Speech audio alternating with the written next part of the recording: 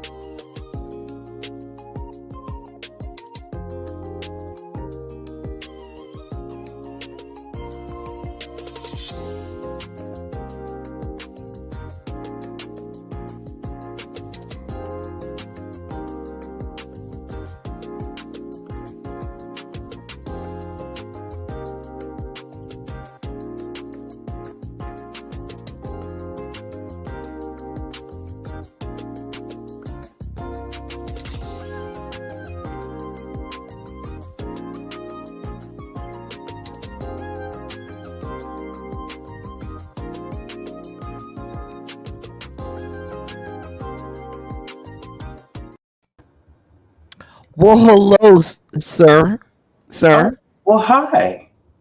How are you? I am great. How are you, sir? I'm here. I'm queer. Get used to it. Yeah. Yeah, really. What's it saying? All I have to do is stay black and die. Yeah, Yeah, that's where yeah. I'm at right now. All I have to do is stay black and die. Just say black and die. Mhm. Hmm. Well, hey, hello, people, and welcome back to Red, Blue, and Black. This is episode 5. I am here with my wonderful, handsome co-host, I think you. Kamz. How are you today, sir? You know, corporate America is really trying to run us into the ground. They're trying to prevent us from working. They're trying to prevent us from working these polls, going down to sashay our way to the ballot box. They're trying to make sure we're dead before the election. It's a conspiracy. I'm convinced. How are you? I am quite well. We had a wonderful episode of Run Your Mouth earlier, and we're real crazy up in there. And I am looking forward to this conversation with you. Thank you so much, Larissa Lori Sullivan, for your membership. Thank you so much for becoming a member. Please send me a DM on Instagram, and you can be added to the members only chat. That'll be fun. Anyway, so you looking forward to what we got to talk about today? We got a lot for the people today. We got a lot. I think this is going to be a lot of dense information. So yeah, I feel like we're really getting down to almost a stretch. We're starting to see some political maneuvering. So We have exactly 9 weeks, 63 days before we're having election. I talked earlier in the production meeting about I'll be getting my ballot. I doing mail-in voting, and I'll be getting my ballot in a few weeks, beginning of October. So yeah. I will be voting Hello early in to person. everyone. I will be voting early in person because they like to throw people's votes away. Hello to everyone in the chat. How are you collectively? I like the new thing they have with our mail-in ballots because you can actually follow the process. Like you Oh, you can log track in, them. yeah, you can track it. Oh, that's So nice. they show you when they mail it to you, show you when they received it, they show you whether it was counted, the day, timestamp, and everything. So they give you they show you they received it, the day, timestamp, and all of that, and then they show you when it was certified and counted, the date and the timestamp for that. So I really like that whole process because even when I vote in person, I don't know after I leave there, Yeah. what happened. So I like that. So yeah. I just know the back end of it because I've worked an election before. So they're just sealed, and they don't count them until the night of the general election. So Mm. signed, I sealed, and delivered. well, just so you know, people will be here the night of election, drinking and looking at Steve Kornacki and his khakis. Y'all don't want me to be drinking nothing. What's up, Sean? What's up, Sean? Y'all say hey to Sean. We loved having Sean last week. We're gonna have to have Sean again. Sean was a lot of fun. Yes, very very informative. I loved how he was breaking down what was actually afoot in Florida, the great Sean, state. we got Florida on the agenda again today. The people, here's what we got for y'all today. Of course, we're gonna update you on the election and what is going on with Decision 2024. Doom, doom, doom. We will also give you all some of the ins and outs of some key congressional races, some key senatorial races. Of course, we will go and visit the great state of Texas, governed by Governor Hot Wheels. We'll look at some concerns that we have with poll workers and the necessity to have more of them. We'll look at more voter suppression and more voter purging. And we'll also, when we talk about this election cycle, talk about y'all's current president deciding that it's time for him to get into the, campaign. Let's get into the things. Let's get into the thing. So, first up, yes. Let's talk about this presidential election. So, we talked earlier about the great state of New Hampshire and how, you know, uh, Donald John seemed to believe at one point when Joseph Robinette was in the election that New Hampshire had become a battleground state, and now he has pulled out. I wish Mr. Trump Sr., his dad, had pulled out, but that's a whole nother story. Anyway, he and his campaign are pulling out. All right, All right.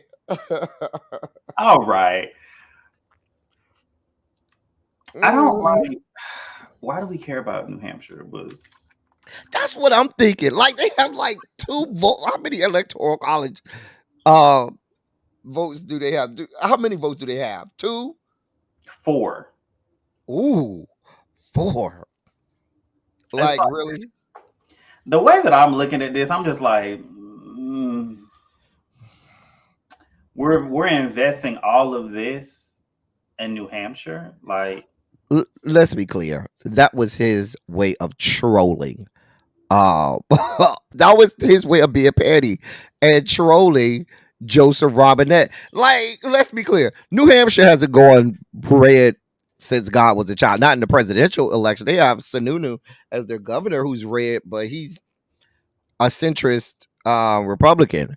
So, but that was him trolling. That was him basically said, yeah. Oh, No, oh, I'm gonna beat you real bad. Matter of fact, I'm just gonna take New Hampshire just because. him trolling is wearing that hairpiece like we don't know that that is fake. That is trolling. That is trolling, or that's some very good method acting because he stays in character. Let it go. Listen, I wish he'd let this politics thing go too, because clearly he's not. I mean, he's not good at it. Neither is he good at being a businessman. Like he was good on reality TV. That was it. let's be clear. The Donald Trump and the Republicans, if they lose this election, the one voting block that will cost them this election is the voting block that voted for Donald John in 2016 and 2020. That is white women. White women are going to be the reason. And you're going to hear the curmudgeons and all of these talking points about, and I'm not taking anything away from us as black people. Let's be clear. Black people, we vote in droves. We vote damn near as a monolith almost. Damn near. Well, I mean, in the damn near 90th percentile of us. However, even with 100% of us voting one way, that still is not going to guarantee you an election in these yet to be United States. We just don't have those numbers. No. So, if and this election is won on white women, and there happens to be a surge going on right now with white women registering to vote. White women seem to be, I'm putting up my quotation fingers, they seem to be moving on the side of Harris, but we've seen this in the past where white women will say one thing and then when they get in the voting booth, they decide that they're gonna do something else. I mean, we've seen it time and time again. In 2016 and 2020, they literally were the deciding factor to a lesser extent. Black men, which I was very disappointed by because what are you getting out of a vote for that man? But I will say that it does not. The demographics aren't looking great for the Republicans right now because you have multiple states where abortion is on the ballot in November. So if I were, a Republican candidate, I would not feel great about my chances with the drastic increase of women voters, not just white women, but women voters, period. And Harris is doing way better than Trump with women in general. And then you're having, reproductive health on the ballot as well, which it has not, it hasn't lost yet. It has not. Abortion is undefeated on the ballot right now. And I think that, if y'all don't change y'all's tunes, if we don't see some softening of some things, they've tried to throw some gimmies out there like, oh, free IVF. Well, Donald John is talking out of both sides of his neck saying that he has a problem with the 6-week abortion ban in Florida, but then in the next breath saying that he wouldn't be voting yes for Amendment 4, which would enshrine abortion into law in Florida. So he's trying to thread the needle, and it's not going over well. I just don't see how they get from behind this. With this is an issue that similar to how the Harris campaign really has been playing with Palestine, right? You just don't touch that hornet's nest. I think that they need to talk about everything else but that because it's just not a popular policy stance. It's just not. Unfortunately, just like the Republicans are forced to discuss abortion because that is real and happening right now.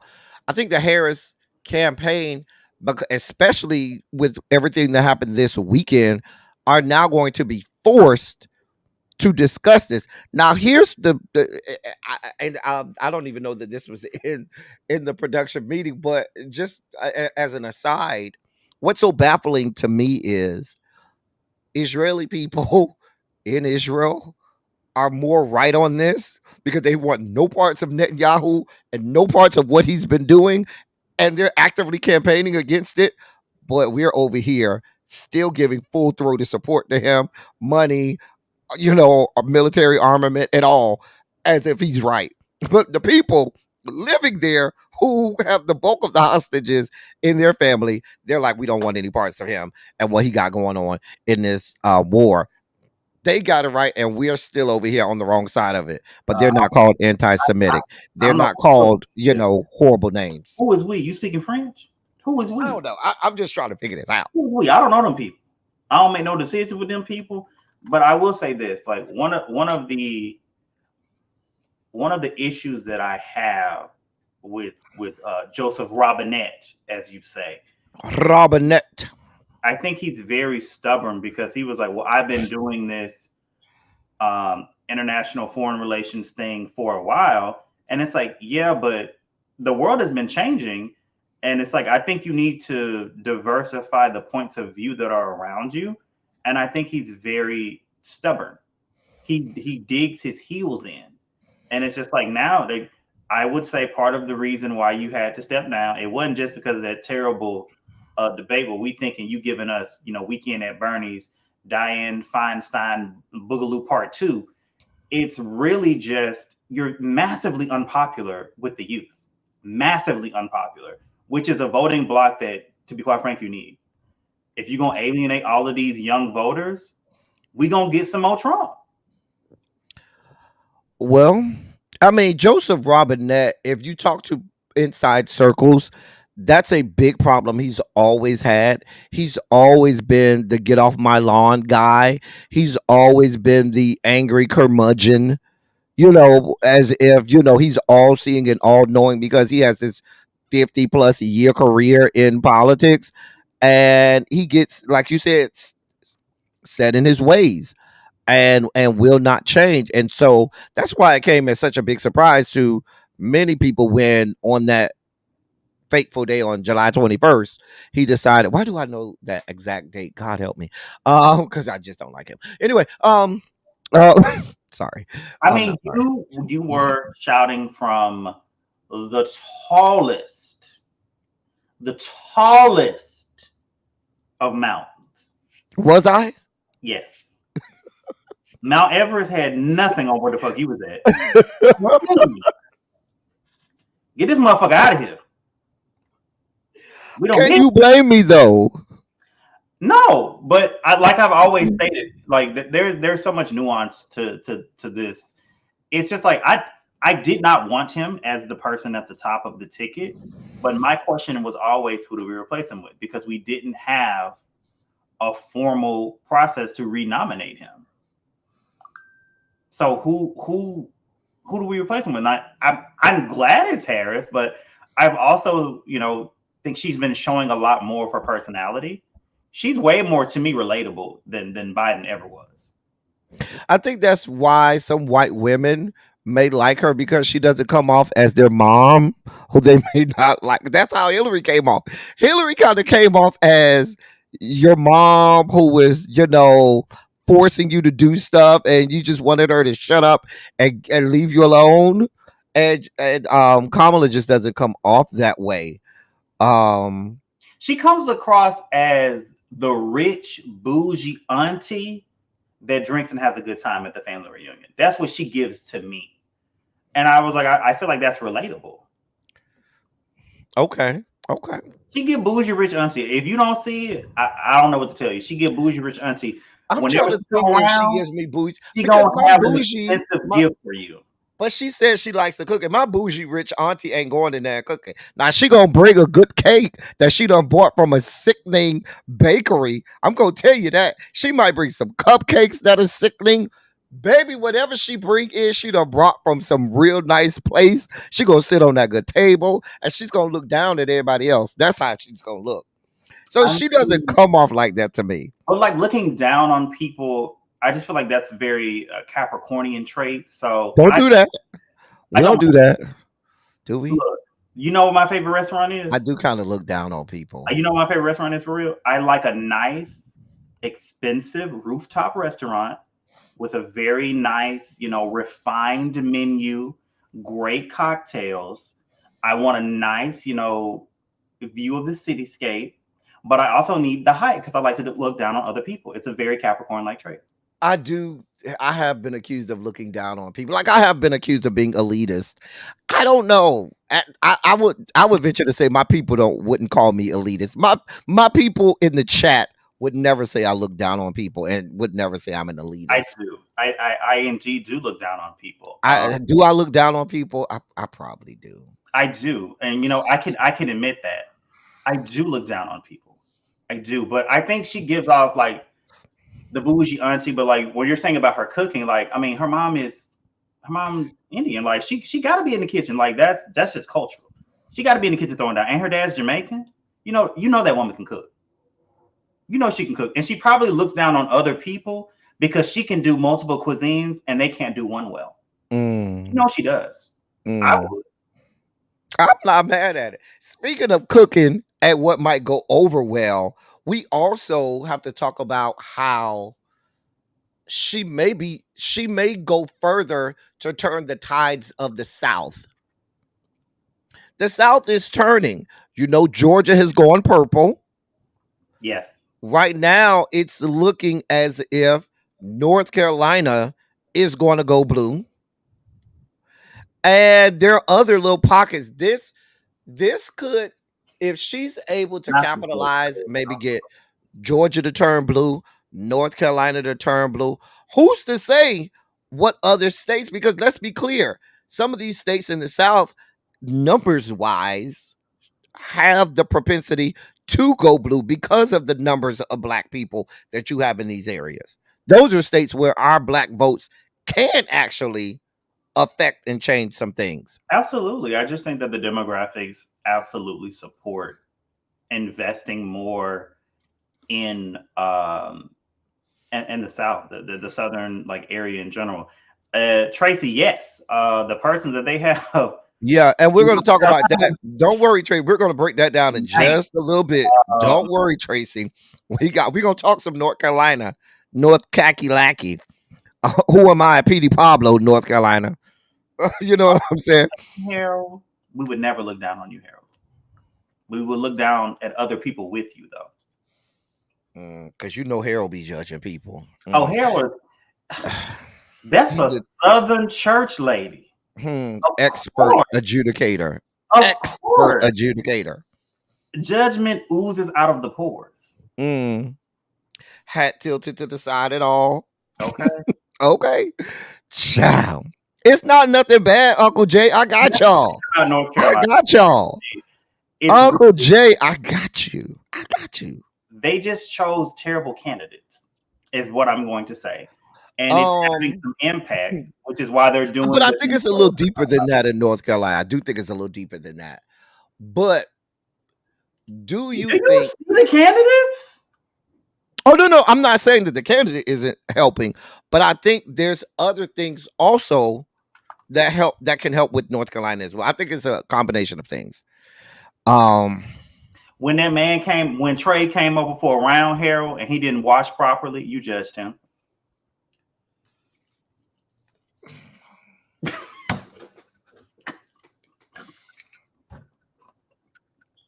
Is this what we're doing today? Is this what we're doing today? No, I love you, Harold. Harold knows I love him down. But I just y'all are clowning. This is what I'm normally like. I try to like dress it up because we're talking politics. I really am this person. I'm gonna dress you up in my love, all over your body, from your head down to your toes. And Okay, let's project forward. Let's say Focus, focus. focus. But I Let's will say say, best case scenario, right? Let's say best case scenario. okay, She picks up Georgia, North Carolina. That's the best case scenario. I Can you see I would agree. projecting forward I would agree. more situations that I'm not saying just goes completely blue, but more situations where you can get a magenta hint. I ain't say completely purple, but I say go from red to being magenta I will say this. I in think some other states. the last election, Georgia was not supposed to be blue. Let's keep it all the way 100. I don't think anyone, if you would have said at the beginning of the election cycle, Georgia was going blue, you would have assumed someone was smoking crack. You would have assumed that. And that Now here's the deal. Here's the deal. A lot of people, pundits, are saying they don't expect Georgia to go blue because of the Warnock effect. They said that the reason 2020 Georgia went blue was because of Warnock, and likewise, he had to run again because that was a special election in 2020. He had to run again in 2022, and Georgia stayed blue. What pundits are saying is because Warnock is not on the ballot, Georgia can flip and go back red. I don't necessarily prognosticate that myself. Like I feel like Kamala herself is enough to bring out voter turnout in the same way that Warnock did. I Mhm. think there is some subtle differences. Warnock could go into rural areas in Georgia because he was a preacher, and those evangelicals would align with him because they felt like, yeah, he may be black, but he's still a pastor, and so that got enough of those rural. It ain't get all of them, but it got enough of those evangelical rural red Republicans to come over his way. And so prognosticators are saying Georgia won't go blue. I would say um, never say never. And I think that you have like that last election cycle, it it actually kind of opened, I feel like a lot of black people's eyes in the South. Wait a minute, our vote does matter. And I think if you have people continuing to get out there and vote, because I do feel like there is like I feel like the older generation, they were like, look, people died for this. They be out there, they be voting. Look, I gotta take off work because you gotta take me up there to that poll location. I ain't trying to stand, so I need to be there early. They have that going on. And it's just like when you were telling the story about when your grandmother would go vote, you would go with her, right? So there's like this older generation, they just have this sense of like people fought and died for this, so we need to do it. And I feel like the younger generation kind of was like, well, what does it matter? Because we don't see any change. And then like that last election cycle, I talked to a lot of people in Georgia. They were like, man, I never thought I would see this in my lifetime. Now I'm going out there and trying to motivate other people to go out there and vote because it does matter. So I was like, I, I mean, if you can get a reliable voting block, that's how you get preferred policy, in my opinion. But we don't show up consistently enough as black people in the South. Like, that's where we're at. Why are we not knocking down these ballots every single time? Why are we I think not? it's a combination of things. I agree with everything that you said because I do think that when people start to see, oh, this is possible, this can happen, it does motivate, it becomes infectious. And it does motivate people in other areas. Look at South Carolina that has a huge black population. Why wouldn't it encourage people like that? North Carolina, certainly Alabama and Mississippi, and even Louisiana, to that degree. All of those states have astronomical numbers in terms of black population. Black. However, I think there's a couple things that go with that. Yes, I do think it's infectious. I do think people will go out and vote. But I think too that the Dems have to do more than just come around every 4 years because that's the knock on them. It Absolutely. appears that they come around every 4 years to garner our vote. But then when the rubber hits the pavement, where are the things that we were looking for? Where's our George Floyd you know, bill? Where's our John Lewis bill? Where's our, where are these things that are going to specifically impact us? Because I promise you, if they could find a way to flip, and this is where racist ass America comes in, and I'm just gonna put it out there. If Let's they get could into find a it. way to flip the Bible Belt or the South that we're talking about, that's enough voting strength right there to overcome anything that you could possibly have happen in an election. But they don't value that. Why? Because these are large swaths of America that affect black people. Let's be clear. The largest concentrations of black people you're going to find in that area. So why, this is going to come out wrong, why would we spend time there? Why would we cater to their needs? Because it's still seen as the part of America that's seceded. It's still seen as the part of America that's lesser than, and so forth. White people feel that shit just like the black people do, which is why they try to hold on to all of the parts of the Confederacy, because they feel that sense of separation. So I think that it's possible. I think that it's something that we can't do right. It's not going to happen like that, but you have to have some inroads during this if you should win, right? And Mhm. let's say none of the South goes, but they still win, or you get Georgia and North Carolina, then let's start doing some things that give tangible, world things, that when these stupid people down to the barbershops and beauty salons and on the side of the corner be saying, Donald Trump, help me, do something real and tangible that everyday black voters can say, nope, they did this shit for me. Sure did. Here it is right here. I remember it. That's Yeah, where I think we you need have to give people some change. something tangible, but like it's also on us as voters to hold our elected representatives accountable. We have to. Um, I think that there's so many inroads that we can make, but we have to realize that a Southern Democrat is not a Northeast Democrat. It's not a Midwestern Democrat. It's not a West Coast Democrat.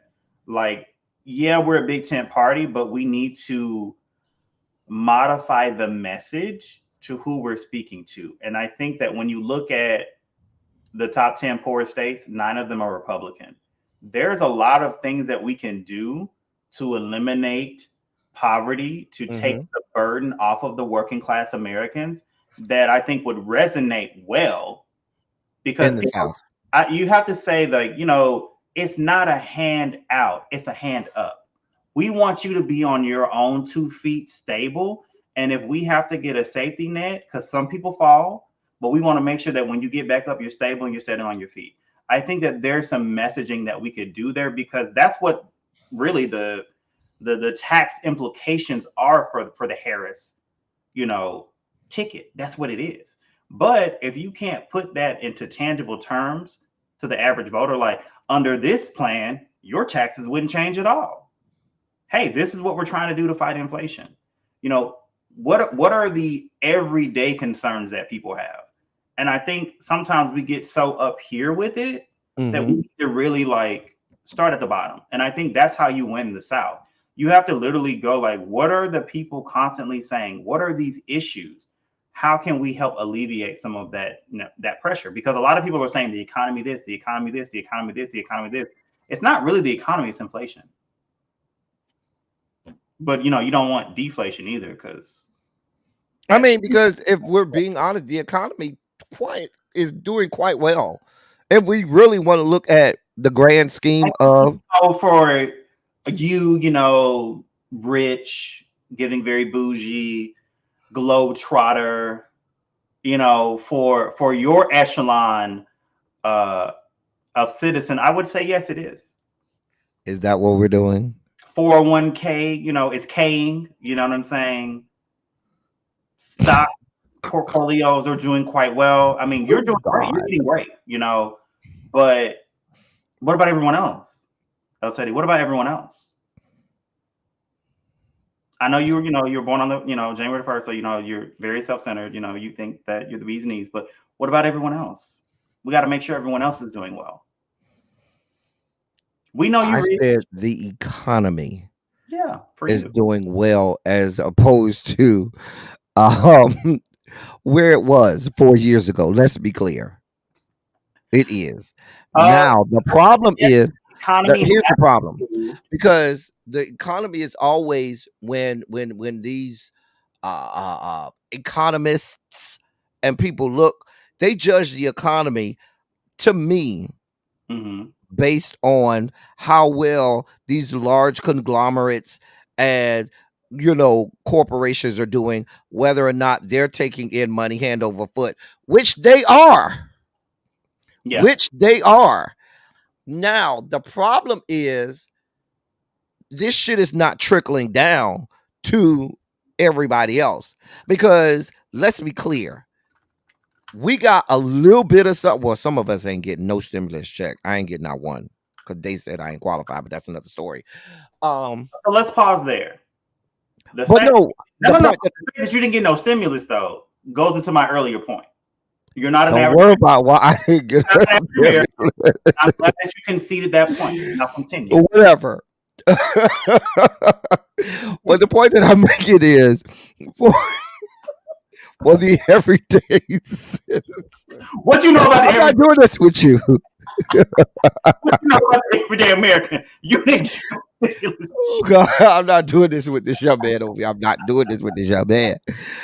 Anyway, what I'm saying is for the regular average everyday person, while they got these 3 stimulus checks and that was it, Free. major corporations, I thought it was 3.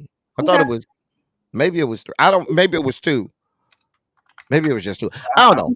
But major corporations are still raking in money from the stimulus. Not from the stimulus, from the pandemic. And the everyday average American and citizen is not. If anything, these people they call themselves going up on prices because they lost so much money during the pandemic, but they never adjusted back when they made the money back. And we've never and the wages just didn't go up with it. I think that there's other things that we need to look at because I think that we want to just assume the stock market is doing well, so everyone's doing well. How many people are really invested in the stock market, right? I mean, yeah, your 401k might be in there, sure, but the average everyday American, I don't think that they care about how well the S&P 500 is doing. I don't give a shit about it personally. I care more about things like, okay, what is the inflation? Like what is the rate of inflation? What's going on with the consumer price index? What's going on with our GDP? Is it, growing? Is it shrinking? Business investment.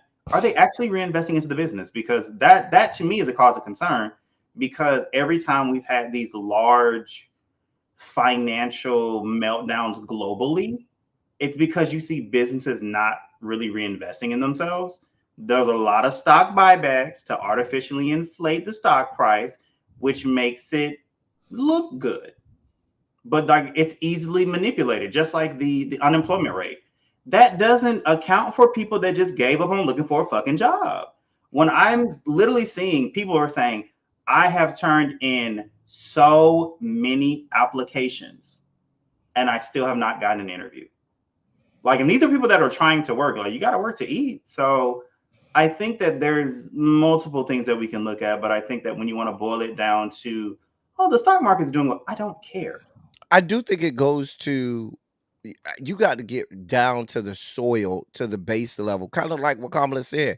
When people go to the grocery store, I need to feel like I'm not getting beat over the head by these prices, and I think that to me speaks to a larger,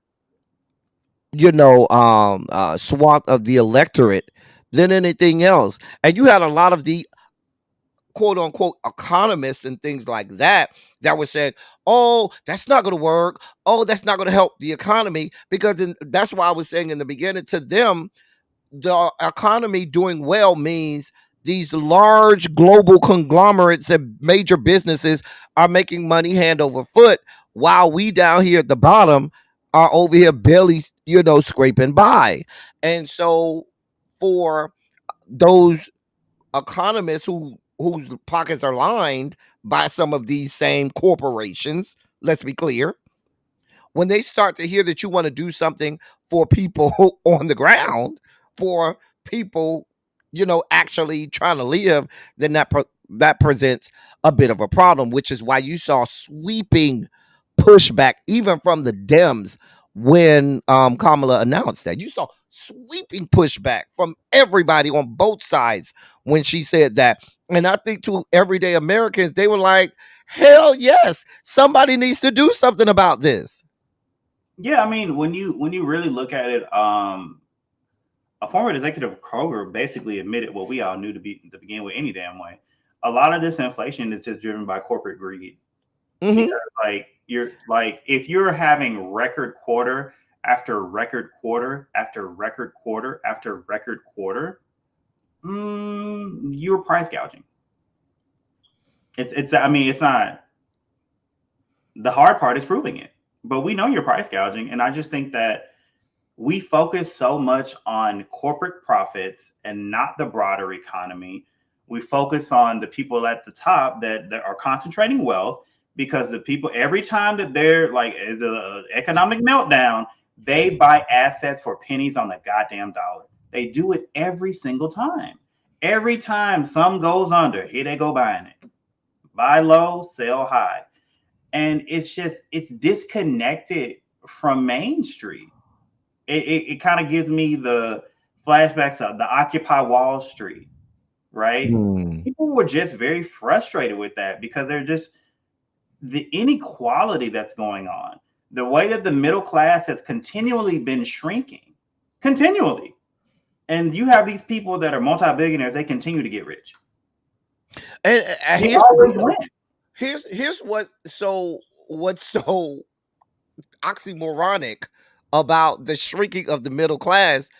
Wages have gone up, but the cost of living has gone up much greater. And so what was the middle class maybe 10 years ago is poverty right now. So, and that gap is widening. So even though you may be saying, yeah, I make a lot more than I made 10 years ago, you may have been 10 years ago even in middle class, and now you're below the poverty line, which is, that is the dollar is one of the biggest problems that we have with a lot of people today. Like, wages have not kept up with the cost of living. They just haven't. Like, if we really pegged it like we should peg it, minimum wage would be well over $16 an hour. Minimum wage would be about $20 to $21 an hour. It's gotten that expensive. And then when you have, I mean, people need places to stay. Like when they're shocked that millennials can't buy homes, look at the average price of homes. Who is buying them? Like a starter home being over $350,000? That's insane. Like in Miami, you're not going to find any house, even in the ghetto. The cheapest of houses you'll find is about $450, $500. That's the cheapest you're going to get. Like $500,000. And we're talking about in the poorest of areas in the county, you spending $450 to $500. Ron, I agree with you on that, but Congress is never going to go for that. So, and then they've even started cutting out programs that used to help. They've given less money to programs like Habitat for Humanity and other, programs they had to help first-time home buyers.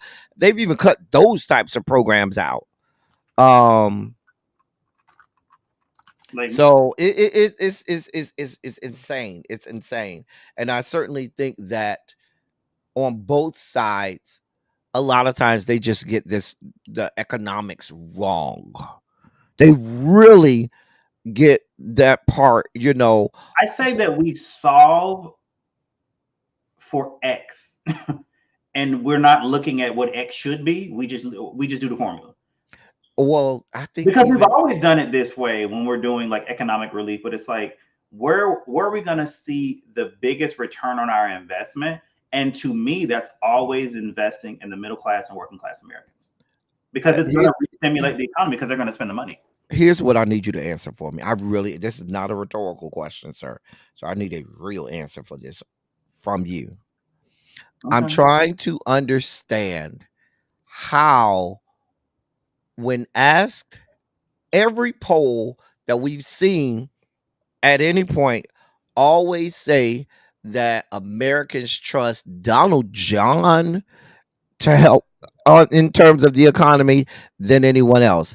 I'm trying to rationalize how that is a thing and how he is seen as the person to most help anybody in terms of handling their personal economy, much less the goddamn economy of the whole goddamn country. I want you to explain how that's a thing and how that, because I don't understand. I'm just still I'm trying. going to be very direct with you when I answer this question. Please do. I'm utterly unable to answer that question because I cannot use logic to get to a conclusion that these people didn't use with the sentiment that Donald Trump can help them with anything other than file for bankruptcy or grab someone by the pussy. Like I just I don't know what Donald Trump does well other than sexual harassment, fail in his business ventures. I don't. I have nothing for you. Here's the deal. Even if I believed his lie about how successful he is and how great of a business person that he is, how the fuck is he going to help me if I'm poor when his ass had a rich ass daddy, comes from a rich family, was given millions and millions and millions of dollars to start businesses, and then fucked that up and was given millions and millions and millions of dollars again to do another one. How is he going to help me? Even if I believed he was phenomenally as successful as he is, what the fuck is that going to do for me living in a trailer park, living in the projects, or me just living in, even in a middle class household, trying to maintain a family of six, me, my wife, and my four children? How is he going to be the person to come and explain to me how this is going to work out? I'm just trying to rationalize that and reconcile that, because the recapitulation that I'm having to do in my head is not adding up. Well, Xavier, America is ran like a company. We blow through money we don't have, and we just kick the problem down the road. We're very much so focused on short term, and we don't give a damn about the long term ramifications. It is ran like a company. We are fucking future generations with debt. We don't give a shit. We're not gonna be here for it. You know what I'm saying? Like, fuck them kids. That's literally what the government has said over and over again with how we do not raise nearly enough tax revenue to cover our expenditures. I'm gonna tell you what. I'm gonna tell you what the American government is. The American government is the blackest, most ghetto shit I've ever seen. You want to know why? Let me explain to you. Explain Because it. I grew up in a black ghetto ass family. You know what my people would do when the paycheck came? Guess what they did? They paid rent, they paid the light bill, paid the phone bill. After that, guess what they did? Well, me and my friends, we going to hit a lick tonight. We finna go to the club. We finna buy us a real nice outfit for the night. We finna have a few shots. By the end of the weekend, we ain't got a goddamn dime. And for the next 10 days, we gonna struggle to get to the next paycheck. But for that weekend that you got paid, you turned up. Now America is in the same way, but you got to expand that out. You understand what I'm saying? For this next couple years, while so and so is in the seat, we gonna live it up. Damn, what happens the next 25 years? Fuck all of that. We just go spend the shit, buy shots, the proverbial shots, new clothes, and do everything, and we gonna be good as fuck. But I don't know what's gonna happen after that. That's kind of how we kind of live as a I country. I'm mean, trying to like, tell you. but I think about like in 2001, that was the last time we had like a balanced budget. That It's was off of the Bill Clinton budget. And it's 2024. And the last time we had a balanced budget was But it wasn't even the entirety of 2020 2001 because remember the latter half of 2001 that shit went up the creek without a paddle. We had 9/11 and they said, "Oh, we got a surplus. We got extra. Oh, here we go." And there goes the military industrial complex that started with the weapons of mass destruction told that us, were never there. warned us about the military industrial complex. We just did not listen. That was very sound advice. But Xavier, when you realize that the American economy does well where we're in war, that's why we've continually been at war. War is our economy. Mm. War is literally our economy. Mm-hmm. And then you think about a lot of the technological advances that we've had that we use in everyday society. They come from war. It comes from war. In the military, they absolutely do. Yep. Well, we were talking about the South and North Carolina, so let's just jump into North Carolina. North Carolina is probably going to go blue because they have an insane person running for governor. It's a little more than that, but it starts with the insanity in the person of the gubernatorial candidate that the Republicans have running in the form of Mark Robinson. What is wrong with that Negro? He's going to single-handedly lose South Carolina. Now, I'm going to say this, I'm going to let you go. South Carolina isn't as red as people would like it to be. Remember, South Carolina just had a Democratic legislature. I think it was it the House or the Senate? I believe it was the Senate. And they had that one chick, they had a 1-seat majority. They had the chick who ran as a Republican and then got in the seat, and after 6 months switched over and said, "Oh, I'm sorry, she ran as a Democrat." And then got in the seat, and then 6 months later said, "Oh, I'm a Republican." Their state Supreme Court, which is voted in, they don't have a appointed. They elect their Supreme Court, is also a Democratic part of their legislature. So they are much more purple than they are just red. Remember, they had a Democratic governor and they had that nut job as a lieutenant governor, and they vote separately for governor and lieutenant governor. They don't go as a ticket. You vote for governor and you separately vote for a lieutenant governor, which is how they had a Democrat governor and a Republican lieutenant governor, which tells me that they are more inclined to have split government. They kind of like that over in North Carolina. They like that balance. Difference is they can actually do that and vote for it. Like they can vote for things separately, whereas on a national scale, these things kind of all go together. So, yeah, what do you think about North Carolina? First of all, that woman that switched parties, ugh, like ugh. I just had to look her up. I couldn't remember her name, but ugh. This is what I think. I think that they have a deeply unpopular, and I don't believe he's very lucid, gubernatorial candidate on the Republican side. He's batshit insane. Mm-hmm. He's going to turn, like, he's saying killing gay people, like that's wild. Now, remember he said that black people owe white people reparations because white people lost too much money after slavery ended. So we owe white people reparations. That's what he said. Mind you, even after slavery was abolished, there were still cases going through the Supreme Court where slave owners were given compensation. There's Supreme Court cases about it. Maybe he just needs to go look that up. They were compensated. But anywho, I do think that when you have this swell of women that are registering, they're getting more active, and this man is saying all this crazy stuff to be like, oh well, our abortion was cool, but y'all's not. Right. Like, you know what I'm saying? We had our abortion 30 years ago, but y'all can't have none for no reason. Not for no reason. And I'm a black man married to this black wife, and my black ass go tell your white ass what you can and cannot do with your body, but I was able to do it.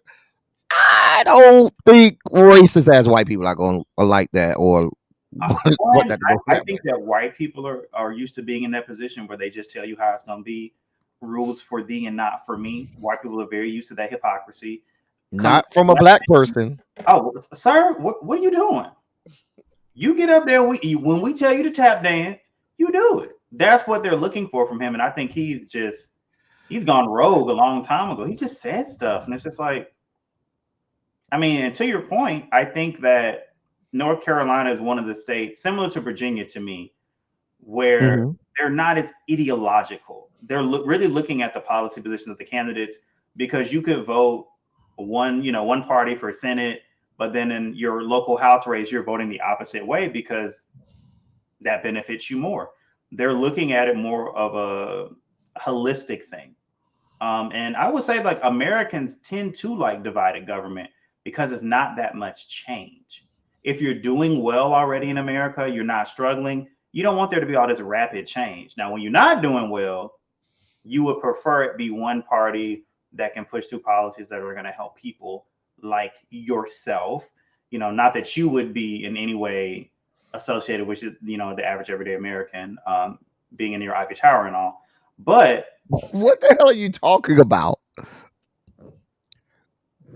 all these damn degrees and you want to play stupid. Anyway, I just think that North Carolina is similar to Virginia, where they're fine with divided government, but like you have to reflect more of their mores. And I don't know if Mark Robinson is that person.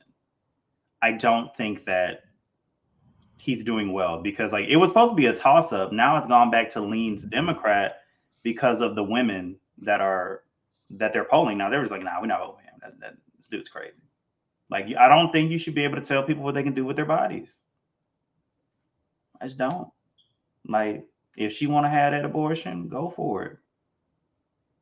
Um, eh, and even with North Carolina, like I said, North Carolina has a lot of areas that can turn that are blue, and areas that are magenta.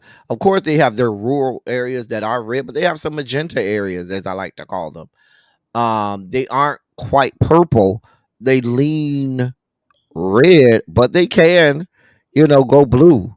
So I think that that state is going to I absolutely, because remember Trump won North Carolina by about what 75,000 votes, It was and very now we have them claiming voters are they're them trying to purge three times that amount in this year's election. Is that what they're projecting Kamala to win by 3%? Of the vote, because his 75,000 was about, they said, 1.5% of the vote, right?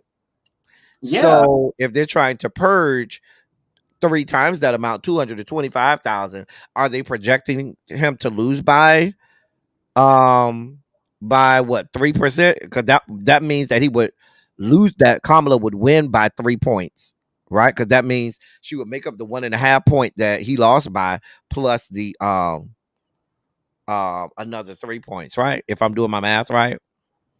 correct. You are doing your math right. And it's very interesting because this is basically it's a Hail Mary for the North Carolina Republicans, because essentially they've known about these issues, with the alleged violations when people were being registered to vote.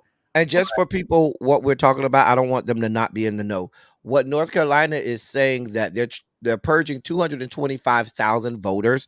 They're saying that these people were registered to vote, and there's no record of them having to show their driver's license, or give their last four of their social security card in order to register to vote. And if there's no record of them having that they should be purged. This is coming off of the 2005 Helping Americans Vote Act, or HAVA, Uh, which said that you needed one of those two things. So that's Mind you, why they're purging those people off. became law in 2005, and a lot of these people that they are purging registered before 2005, and the Constitution does have language that's very clear: post facto. You cannot make something illegal after the fact. If it was legal then, when they registered, you cannot purge them under the new rules. It has to be going point forward. They can't go back in time and like, oh, it's illegal, so we're going to purge you. They're trying to basically violate federal law because they know they have the internal polling that's shown exactly how much they are going to lose by. And there's a reason why they have this particular number.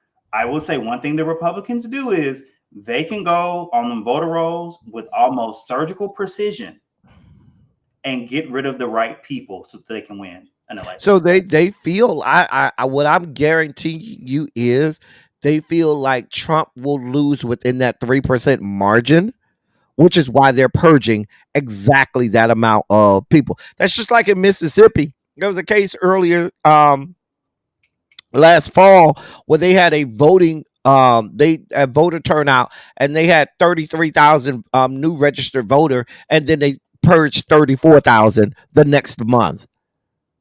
Like stupidness like this. This is what we have. Or the fact that in Alabama, we just talked about, what was that, last week or week before last, where they're trying to purge people to vote 82 days, to election, knowing that you can't do that by their own constitution when it's 90 days, within 90 days. And they, like it's stupid stuff like this. These people wipe their ass with the Constitution. They do not give a shit. And I will say to the point that we were making earlier about people not being as ideological in North Carolina, mind you, the election board is 3 Democrats and 2 Republicans. They dismissed the complaints before this lady filed the lawsuit as being unfounded because they're saying things like database match problems. Of course there are, because you could be in the database under your married name. You could be there under your maiden name. Like at the end of the day, in any event, they're still going to have to show their ID before they're able to vote. So where's the harm? There isn't any. It's just that you want these people that you know are going to vote Democratic, you want them to not be eligible to vote on election day. That's what this is about. It's voter suppression. That's all that they're good at. Like all the projections they're doing about voter fraud. Whenever we've done the voter fraud, it's always been Republicans voting multiple times. Let's just call the thing a thing. Then there's that. Gaslight, obstruct, project. GOP. That's what they stand for now. Well, I just know this is why we're going to be a week into after the election before there's any certification. Also, Ronald, like all the legal experts are saying that this is going to be an L for the Republicans.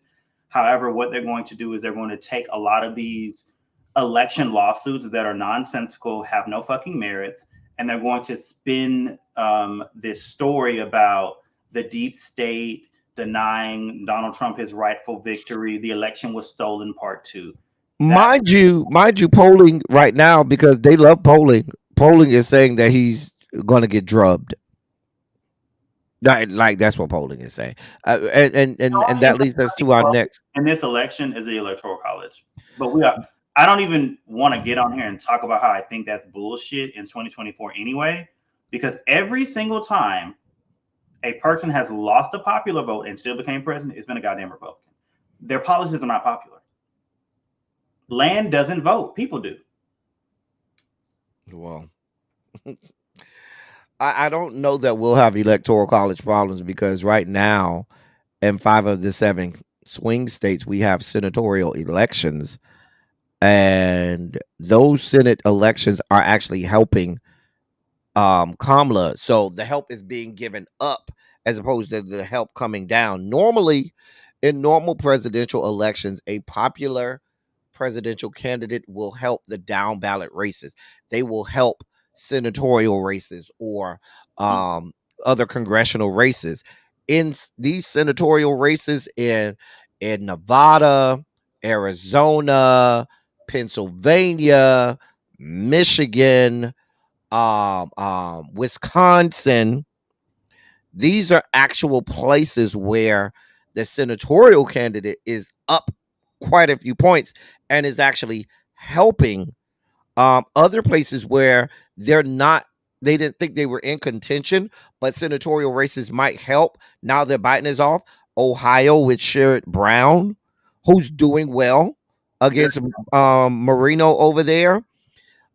We got Debbie McCarso Powell in Florida. She's still down, but she's only down within the margin of error. There. And that It as was well as all Republican. Now it's just lean. So mhm. I think that speaks to the work that they're doing on the ground. Because I mean, Even in Texas, where Colin Allred is running against Rafael Cruz, and he's only down by 2 points in the latest poll. So, every time you mention his name, I'm just do this. what? Like You remember I told you backstage? Who is mama? Exactly. Moving right along. I don't trust. The man got black blood in him, so that makes him black. What do you want from me? He don't think he black. They do. But what are we calling swing states? I still call him. We use the term swing states based on what the everybody what the pundits and the people call swing states. That's going to be Pennsylvania, North Carolina, Georgia, Nevada, Arizona, Michigan, Wisconsin. Michigan and Wisconsin. Honestly, like Green girl, his mama named him Raphael, and I'm gonna call him Raphael. His name ain't no goddamn Ted. I don't even know where no damn Ted come from. Your mama named you Raphael Cruz, and I'm gonna call your ass Raphael Cruz. You ain't shit. What you got? You got beef with Cancun Cruz? Fuck him and fuck his life. Care about him? Can't stand him. I like what gets me is the fact that we're calling some of these for the statewide election, for the presidential election, we're calling these toss-ups for the purpose of the electoral college. But when you're looking at the Senate polling, that woman in Arizona getting drugged. Carrie Lake, she ain't shit. Remember, she ran for Congress. I'm sorry, she ran for governor. She ran for governor and got beat by Hobbs. Lawsuits. And Hobbs, they said Hobbs wasn't even a good candidate. Wasn't even a good candidate. She's just as batshit crazy as Mark Robinson. That's her problem. Yeah. She's just as fucking, and she's another one. You want to talk about people that don't want to be black? She's the one who really don't want to be black. She's not black. She is. She's transracial. Oh, God. She is transracial. She does not identify as black, and we need to give her the space to identify as she wants. It's 2024. Let's be progressive, damn it. She's transracial. I'm not doing this with you. Just like Nikki Haley. I'm not doing this with you. Why not? I'm just telling you what it is. I'm just telling you what it is. I'm not doing this with you. Nope. Look, what her parents said. That's what I want to see. What her parents said. Ciao. Anyway. Yeah, I'm sorry. I'm a fool. Transracial, yeah. The Rachel Dolezal effect. Transracial. It's a thing. Look it up. I'm not doing this with you. But my point is, I'm not doing this with you. My point is, they're helping Kamala. Yes. And so, which is the reverse of what we normally see in a presidential election cycle, but it's worrying that it is close as it is when these people have said, oh no, we're not with the Project 2025, and then you see all of these links to Project 2025 in the campaign. And I've looked at the economic impact. Bitch, my taxes are not going to go up that much. You got me fucked up. Now you'll probably be fine under the Project 2025. I don't know if I made the amount of money that you, sir, believe that I make, I'd be doing a lot better. When Saweetie came out with the song "My Type," she was talking about you. She She was was not. talking about you were her muse for that song. She was not me because I don't like Cooter. So she couldn't have been talking You were about me. still the muse. Recite those lyrics in your mind. I don't know the lyrics. I've never heard that song. What are you doing, sir? What are you doing? I'm gonna send it to you Oh God, so that you could. help I us! don't want to say it because it's very explicit. Y'all see what I got to go through over here. I'm gonna send you the whole chorus. Anyway, let's speak to two. Since we're talking Senate, let's speak to two senatorial races Talk about it. that are in red states that were hard red and now lean red, and that would be Texas and Florida. What do you think is the reason for both Texas and Florida moving from absolutely red to lean red, lean Republican? I'm sorry. Um, I think what you're seeing is people are really focusing on policy a lot more now. I will say that the incumbents have not in Texas. Like Cancun Cruz is deeply unpopular. He's hated within his own party. Is So he never does well in these elections, right? He would have lost last time had that white man left the gun talk alone. If he would have just left the gun talk alone, we would have had a Democratic senator from Texas. But I mean, I will say, like, as much as I don't like the man that they have running, he's running a smart campaign because he knows Texas politics and he's playing the game well. He's avoiding contentious issues and he's getting in Cancun Cruz's ass. And I think that's why we're seeing the polls reflecting. People just hate Ted. People just hate Ted. And he's easy to hate. Trick Scott should just be in jail for fucking fraud, but we don't even. He should. He should be in jail for fraud. $400 million, fraud. You going to jail? JP Morgan Chase. All them people that was doing the bank glitch, they going to jail. That Rick Scott needs to be there with them. Yeah, he's a criminal.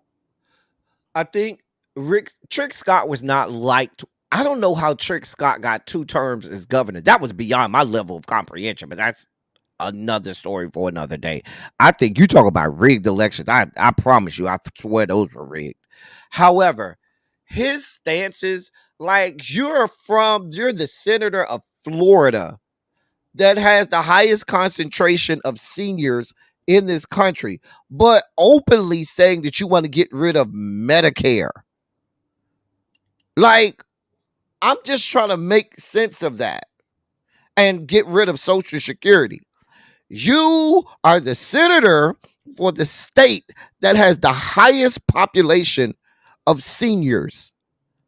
And you are openly saying you want to get rid of Medicare and you want to get rid of Social Security. That's just not popular. It's just not. And I also think that, like, when we see the groundswell of support that Vice President Harris has had, when they were at the villages in them damn golf carts, that is deep. Listen, deep. That's deep red right there. That's deep. I'm talking about in the Matrix. Deep. That's where they were. In the Matrix. Listen, for them, if you ever go to the villages, the villages are in the middle of fucking nothing in Florida. Like literally, they just carved out. They just tore down a bunch of trees. There was literally nothing there, and said, "Oh, we're gonna build the heaven before you get to heaven for old people." And so they go up there, they have their little golf carts, they bang each other out, they get their little STDs, STIs, to the point now they had to go from having their own clinic there to their own small hospital there because they have so many cases of STDs and STIs there. But that's a whole nother story. But these people are deep rooted.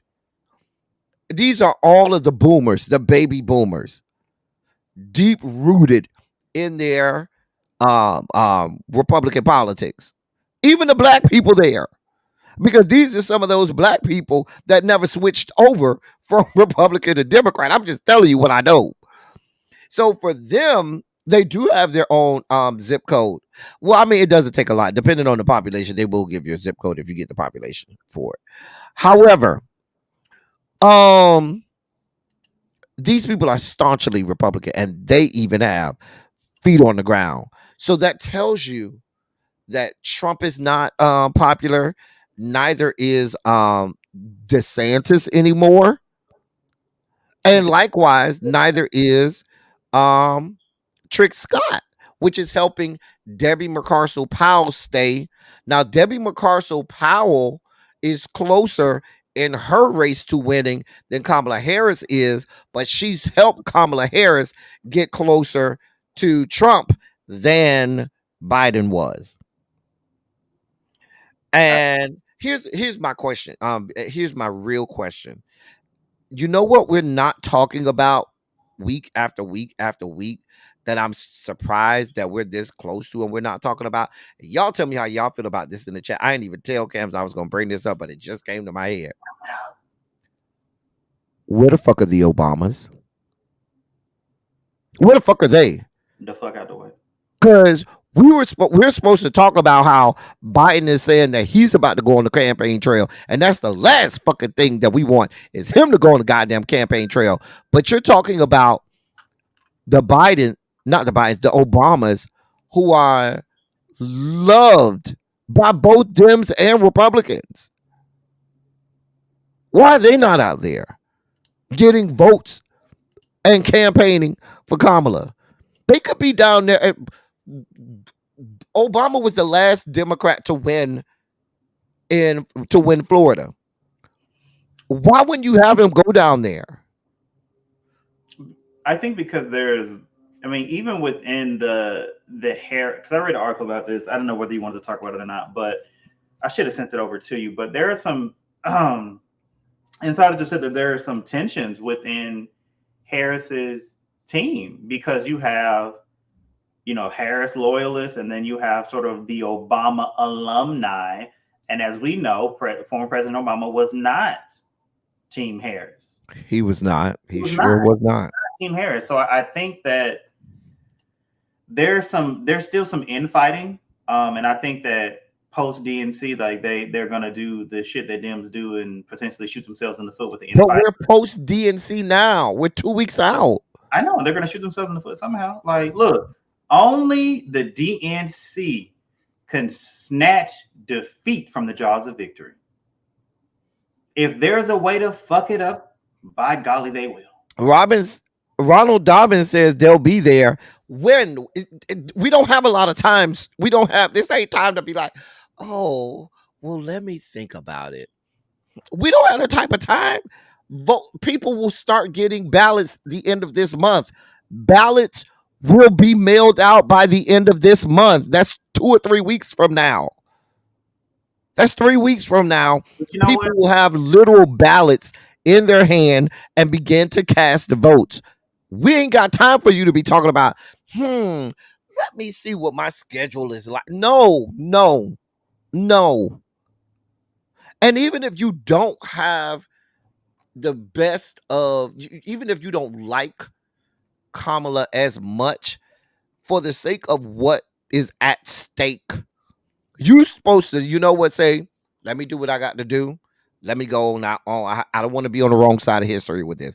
Let me just go ahead and play nice and do right by this. I think, I don't know, to a certain extent, like, I know people are like, if Michelle Obama ain't on the circuit, I don't want to see it. Like, Michelle Obama is so popular. Even if Barry doesn't come, send Michelle, because Michelle loves some Kamala. So if Barry say, I don't really want to go, send Michelle. Yeah, and I think that to the point I was making about the tensions, I think we have such little time, they won't really have time to fester, because we're literally like not. You just gonna get a people the gun show? That's what you're doing? You giving people the guns today? Go ahead and flex for them. Go ahead and flex for the people. Oh my God, I'm trying to have about politics. Go ahead and flex for the people. Got to give the people. Got to give them what they want. Can you give one more flex? I mean, we're already here now. You've already done it. Might as well go ahead and give a good flex. Anywho, so to the point You that I don't was want to flex for the making, people. Michelle Obama will be great to have down in Florida. I think that she's well liked on both sides of the aisle. I think with the issues that are coming up in the election, Michelle Obama is very relatable, and people would latch on to what she has to say. The Clintons, I don't want to see them nowhere. Just cut a check. Thank you. Yeah, we don't need the Clintons. The Clintons we don't need. Just like we don't need Biden. Now Biden says he's how am I a killjoy? Thank you, Ronald. And just make me the bad guy. I'm just a horrible person. Let me just go crawl in the corner. Excuse me for being the one trying to keep some humor in here and laughter and good times. I really do agree with that. You are always popular when you're not running. I think that's something we have this sense of nostalgia behind like the Obama presidency, the Clinton presidency, and I think I'm freshly thinking of the failures. Like we had everything and we still couldn't pass this book. Anyway, um I'm just putting the comments up. I don't know what you want from me. I just put the comments up. That's all I do. I want you to cut me a check with all that money that you have over there. You know, because your taxes didn't go up under those Trump tax cuts from 2016. What do I get if I cut you a check? What do you want? Oh, we can talk about that backstage. Just know I'm an expensive whore. Me too. I'm joking. But I think that, you know, sometimes you don't want to see too many establishment Dems out there because people are then going to think I'm voting for more of the same. I think that in Florida, I would really love to see more of what they're doing with this sort of grassroots. Because to your point that you've made several weeks over and over, they're not giving no money nowhere. Like they're not spending no money really in the states that they could have a long-term viable strategy for flipping that state, you know, getting the governor to be a Democrat, flipping those, you know, House, Senate, you know, Congress seats. Like we could do that. But if we're not spending the money, if we're not planting that seed and watering it, it'll never bloom. And I think that we don't have enough of a long-term strategy. I'm glad you mentioned that. Battleground states. I'm glad you mentioned the long-term strategy. And even in states where you've seen it get closer and closer and closer, that's happened organically without the help of the DNC and the Dems. Like in Texas, the amount of the margin of victory in Texas has gotten smaller and smaller and smaller with each election cycle. Now, here's what'll happen when the grassroots finally flip it on their own, knowing the state, doing what needs to be done. You know what'll happen? Establishment Dems will come in and say, "Oh, well, let us just take over now. We're just gonna do it this way," and they'll come screw it all up. They'll screw it all up. Because it really gets to me that they pay all these damn consultants, and really it's easy. There's certain issues that work in one place that do not translate elsewhere. Like Howard Dean and the 50-state strategy was genius because the messaging was personalized to the issues that were important to the voters in those states, and it worked. We saw it work, and they've just gone away from that, and they're doing like fuck all, if you ask me, at this point, because I don't know what the fuck they're doing on a national level. I know what they're doing in my state, but on the national level, like I don't think that there is a cohesive and coherent long-term electoral strategy. I don't see it. Which explains, like we were talking about earlier, why we haven't flipped the South. Hey, Yana, which explains why, because they're reactionary. That's the problem. They're not proactive, they're reactive, which is why they react to 2022 by saying, "Oh, Florida's a lost cause." They react to the fact that they lose the election in Texas, not looking at the trend of Texas margin of victory getting smaller and smaller and smaller for Republicans. They say, "Oh, well, we lost it, so let's not worry about Texas." Or they look at, if not for Mark Robinson, they would be looking at North Carolina. Let's be clear. I They mean, wouldn't. looking at the gubernatorial election, it was super close considering the climate where Republicans really were. They had a very, very nice presence, nationally.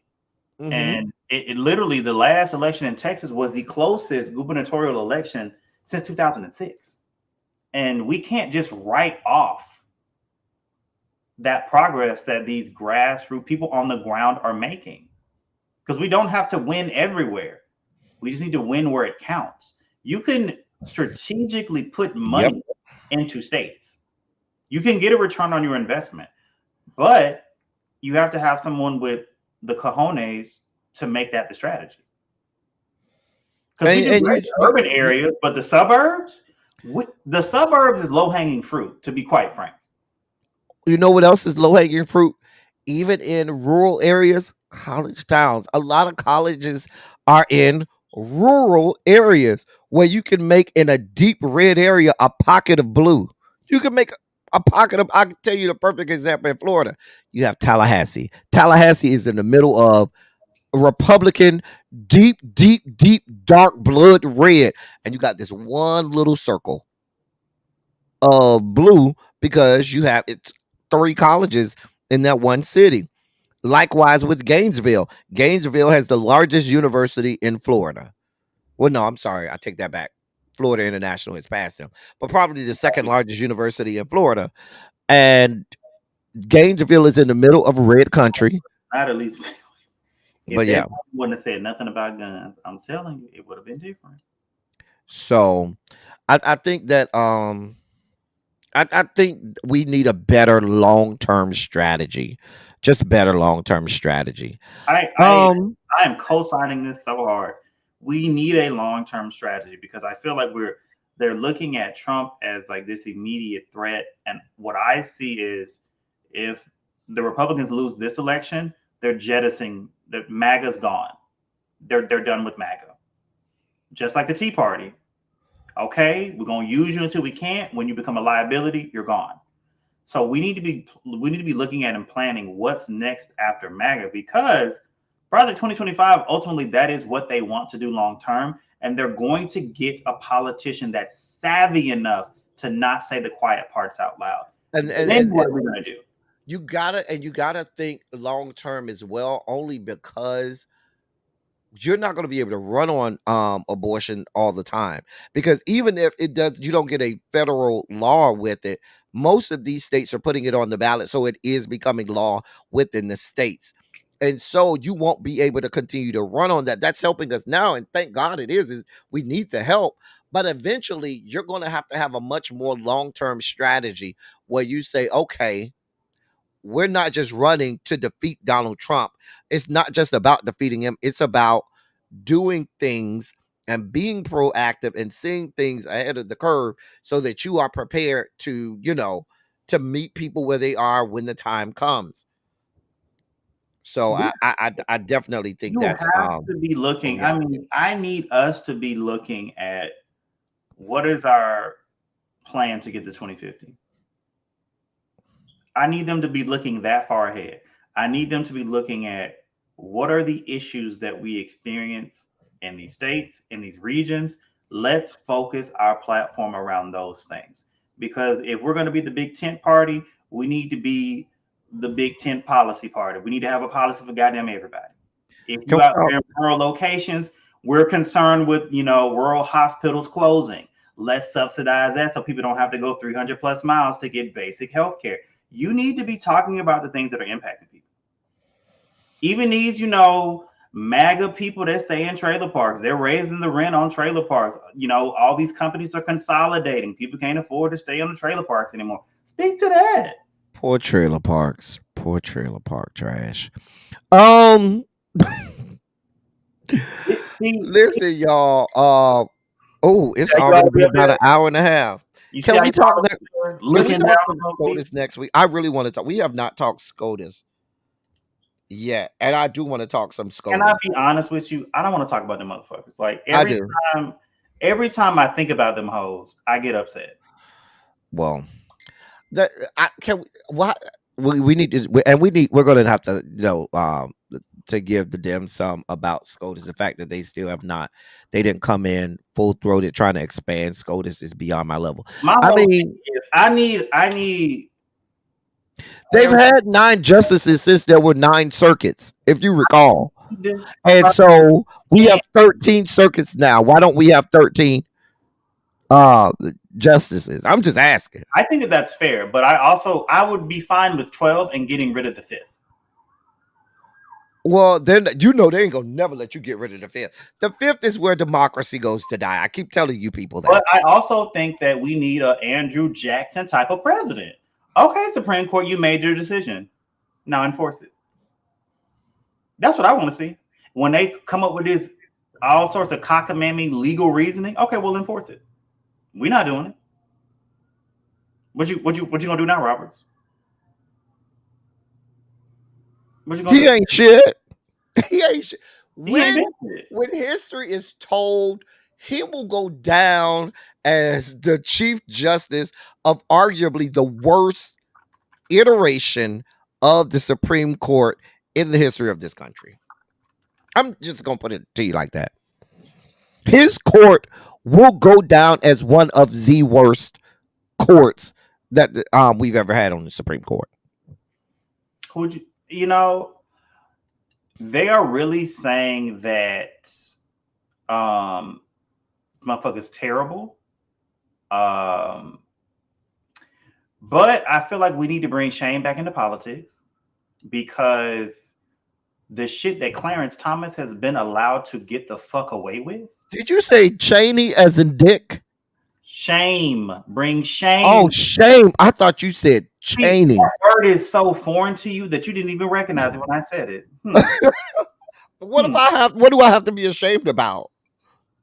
A lot, you whore. But there's anyway, no shame in my game. If we bring back shame to politics, because I don't, Abe Fortas, he resigned because he received what, $20,000, and Clarence Thomas getting flued out like a goddamn city girl, and he's still up there. Is and will continue to getting flued out, and you ain't gonna check him, baby. The fact that there are no ethical guidelines codified into law. Wait, Shay, Dick Cheney went down to the 8th level of hell already? I thought he was still alive. Maybe not. He's still alive. He's still yet with us. Yeah.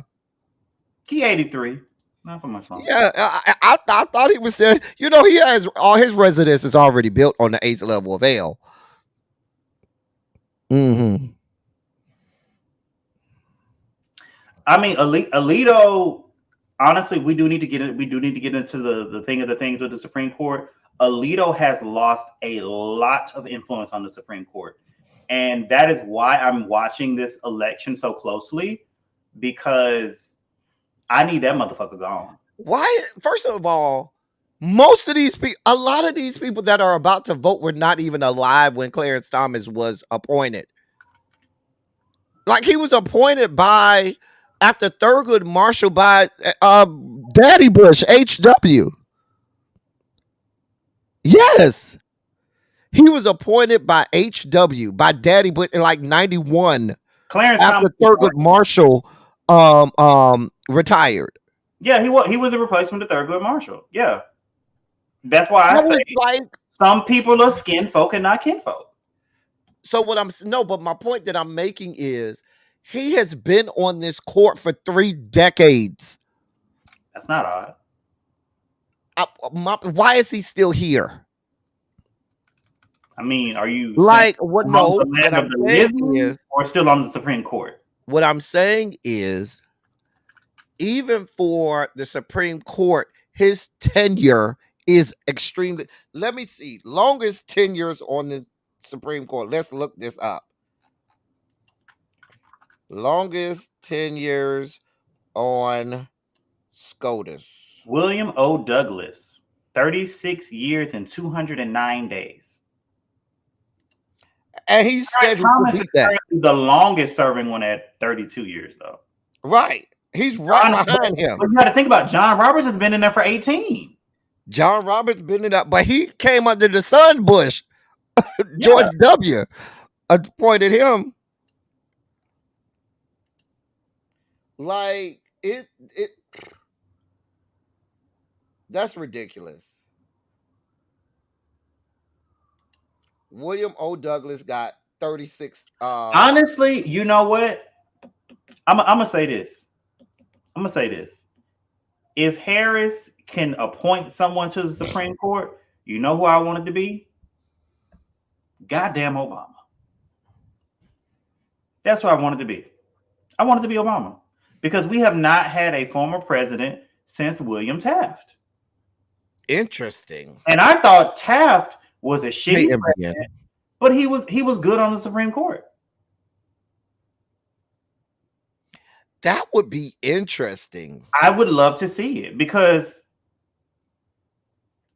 you know, the people are going to be mad if you don't put him on there because he's qualified. Him? What about, would you like to see Eric Holder? No, I didn't like his DOJ. I thought they argued some weak bitch ass shit and Shelby Counter v. Holder. Fuck him. I said what the fuck I said. Next. Oh wow. What about the black lady that was after him? What black lady was after him? Over the DOJ?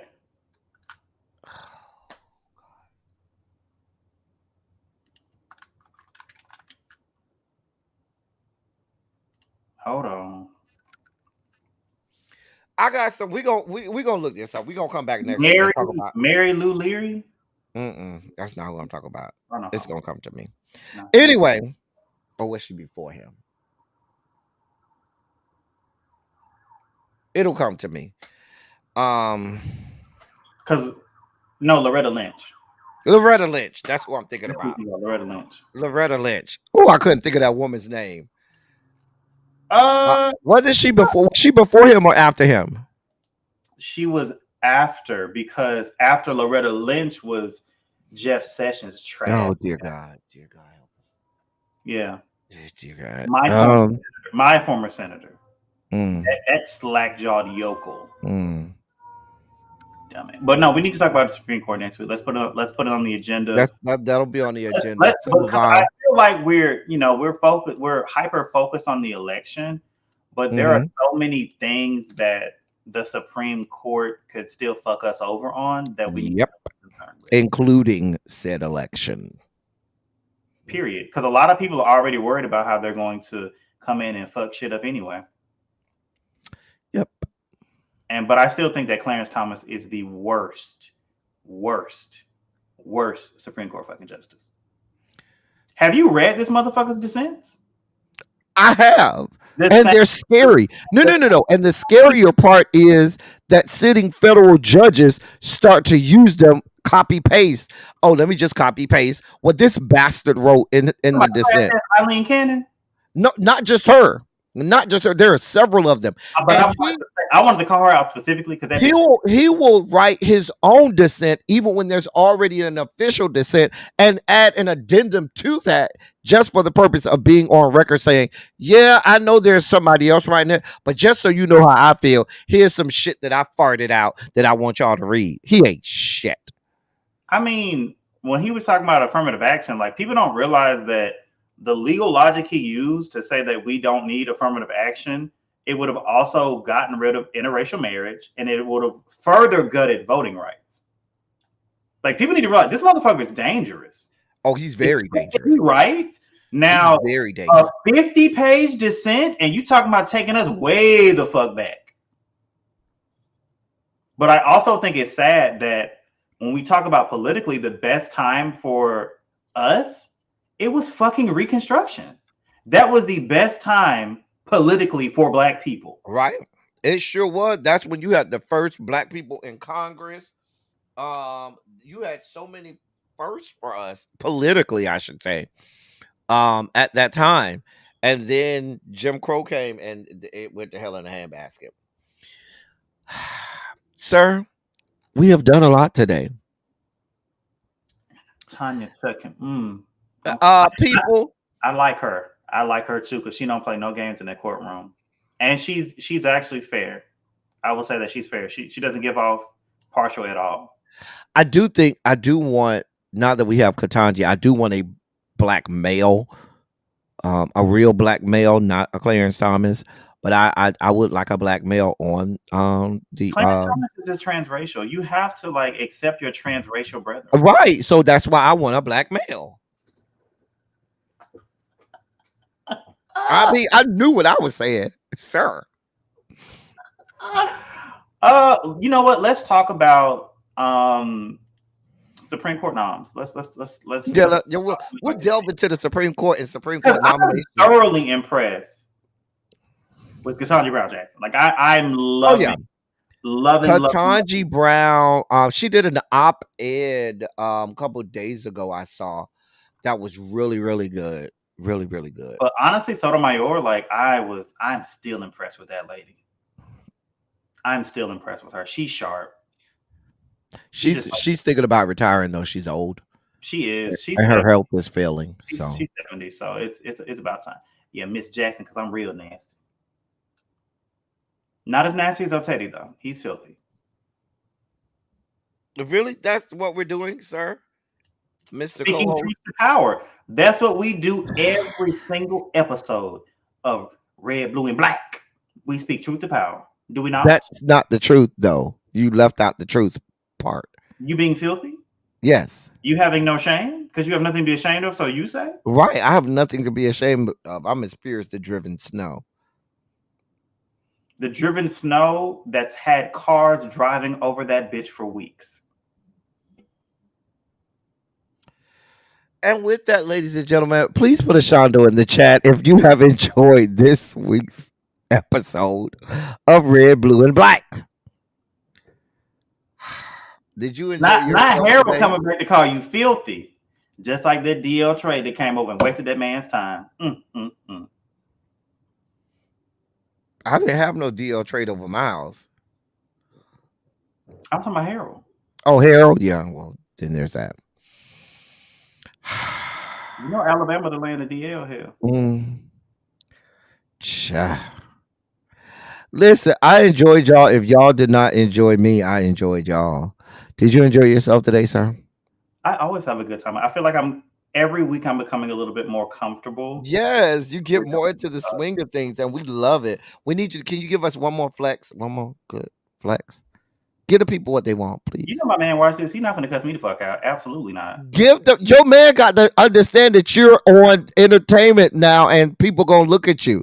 So tell him to flex one good time. If your man watching this, he should be scared that I flirt with you all of the time.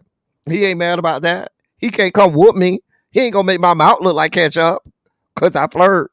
He don't fight. No. He doesn't fight. No. Oh, okay. I thought he would see it my way. We don't want you to be. We just saying that one time DL Trey came over, he didn't properly, take care of his hygiene. That's all we saying. That don't mean you're a slut or whore. But I got to be all of the sluts and whores. Like every other human. But I got to be all of the sluts and whores. Because you are one. We will be here for election day, Simera. We will absolutely be here. I'm taking off the next day. I'm gonna be drunk as hell. Yeah, we're gonna get drunk. We're gonna be drinking. I'm just telling you now, we're gonna be drinking. What you gonna be sipping on? Gin and wine? I don't know. I'm gonna have a combination of stuff. Okay. Like I might have some champagne somewhere. Huh? Just like you had a combination of men. And ladies and gentlemen, we'll be back next week. Feel free to contribute to the platform, or if you want to give a monetary donation to the hosts. Cash apps are scrolling at the bottom. Our Instagrams are also scrolling at the bottom. If you want to send us topics and things for any week, we take topics. Sean say put him on the schedule for election day. Yes, Sean, we would love to have you back. We'll have you before then, Sean. We'll have you back before the debate. Then. What are the plans for the debate? I gotta see. That's next Tuesday. I'm supposed to be in Philadelphia that night. Philadelphia for what? For work. We'll talk about it. Look, Let me channel my inner El Teddy. Let me look down on people. I do look down on people. I absolutely do. Put them glasses like that, and you look down, look over the glasses. He's No, going. it is work side mirror. I actually have a work business trip So when you in say like work, do you mean that man is going to be putting in some work on, no, I mean or do you I mean will like your be in secondary job? Philadelphia for a big event that my company is putting on that week in Philadelphia. I'm So not going to this be there is the whole not week. you I'll be there. moonlighting as a human mattress, is what you're saying. No, no. Okay, okay. Just Mm, because I I believe won't. that you should get every squirrel needs to get a nut. You know what I'm saying? Mm. I'm for the whores. I'm for the sluts. Sex positivity. Once again, sir, sir, let's focus. Since you're not gonna flex for us no more, we're gonna get you off our screens then. Okay. I can go eat my tacos anyway because it's Taco Tuesday. I have some burrito tacos that I made. So Wait, why is there this going sentiment that I'm just some wanton slut whore? because your behavior has borne that to be Y'all true. ain't never seen me do nothing. Y'all ain't never even so much as seen anybody that I've been with. I have. So I have. I mean, You don't speak for where's me. this I coming have. from? I have. You don't speak for me. You may have seen a picture of them, but you've never seen me and this person do anything. I Not don't, really. B can I'm not say really that she into like has. watching. I'm more of like an active participant. Really, B can say that she has, but You know, I could tower somebody together. You know, if I were single, like, but y'all need to stop. And you I just you do want this on drama. purpose. You do this on purpose. You like for me to get cussed out. That's what you like.